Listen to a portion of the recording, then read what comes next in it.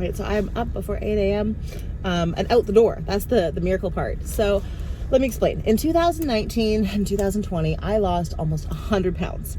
And a big reason as to why I lost so much weight and got into such great shape is because I would get a FaceTime phone call somewhere between 6 a.m. and 8 a.m. almost every single day.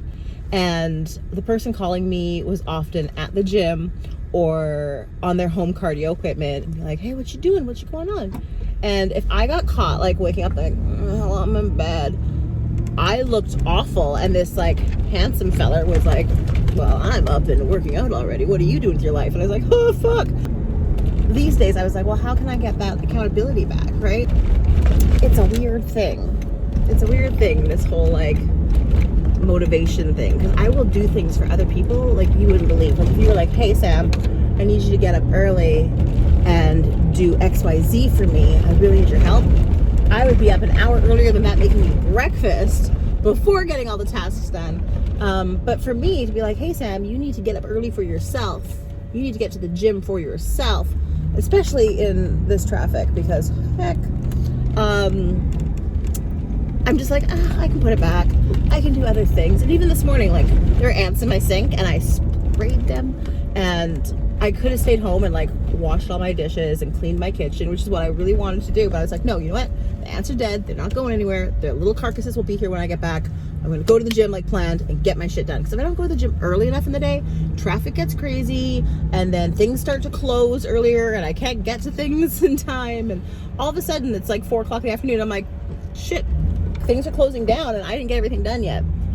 Okay, so let's talk about accountability. So right now I have my neighbor knocking on my door every morning when he leaves for work, because I'm not going to answer the door in my pajamas with no makeup on or last night's makeup smeared with pillow creases on my face when he comes over, right? So it holds me accountable to knowing that there's going to be a knock on my door approximately 7:45. So I need to be up, showered, dressed, ready to go to the gym, shake in hand by that time. And it's just that little bit of accountability gets me out of bed, because if nobody's knocking at my door, if no one's holding me accountable, there's no reason for me to not sleep in another hour or 6. Because my job is consistent, I'm always advertising, I'm always editing, I'm always uploading, I'm always making discount codes, I'm always doing flyers, I'm always hiring new talent. Like, the work is always there. So no matter how much work I get done today, there's still going to be work tomorrow. So it's not like I have a deadline that I have to meet. So it's really easy for me to procrastinate, and I don't want to procrastinate. And I remember a time in my life when I was really, really efficient, and I was trying to figure out like what were the things in my life at that time that kept me up and at 'em. And it was this fellow who was flirting with me, who would call me every morning on FaceTime between 6 and 8 a.m. I never knew when the phone call was coming, so I made sure my ass was up and dressed by 6 a.m. And I was on the cardio machine in the house, or I was at the gym, so when he called I could be like, oh, I'm just so efficient, I'm working out, I'm so tough and strong, like, look at me, I'm amazing, keep flirting with me. And he never once told me to go to the gym, but he was always calling from the gym or from his cardio equipment in his house. So because he's flirting with me and I want to impress him, I was like, oh, well, he's up and motivated and being physical, so I should be up and motivated, I should be like on his level, right? So it got me up and motivated to the gym. And over the course of 2019, 2020, I lost almost 100 pounds.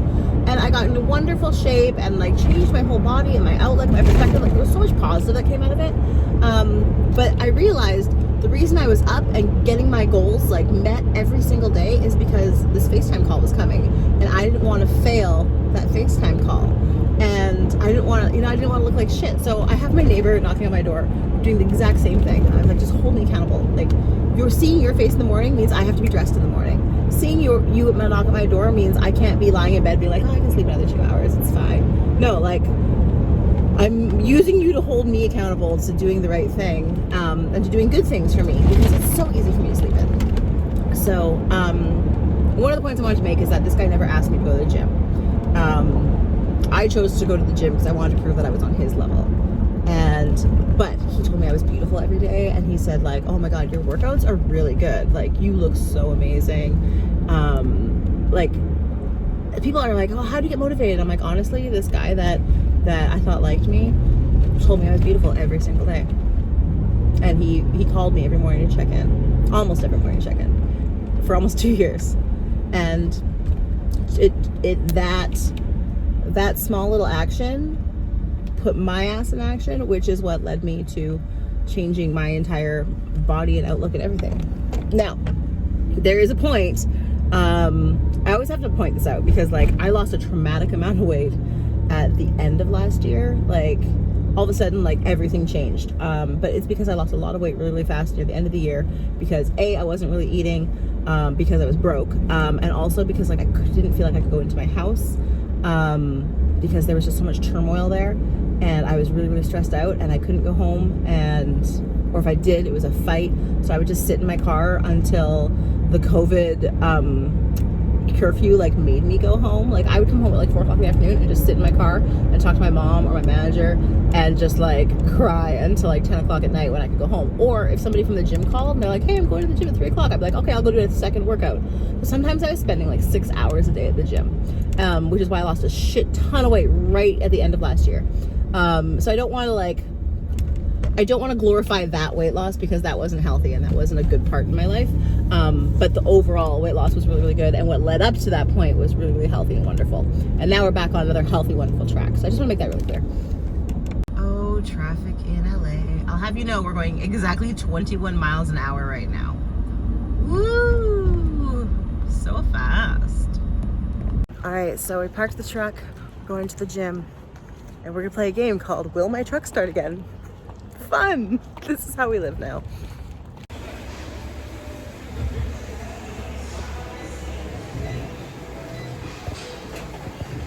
Ooh, she's empty today. All right, so we did an hour-long workout. So let's see if my truck starts.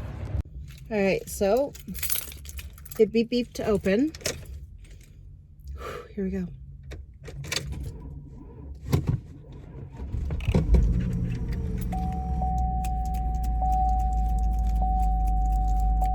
I have to give it a little gas in order to get it to start.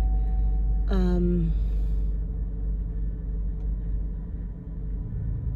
gotta figure what that means. But hey, it's starting now.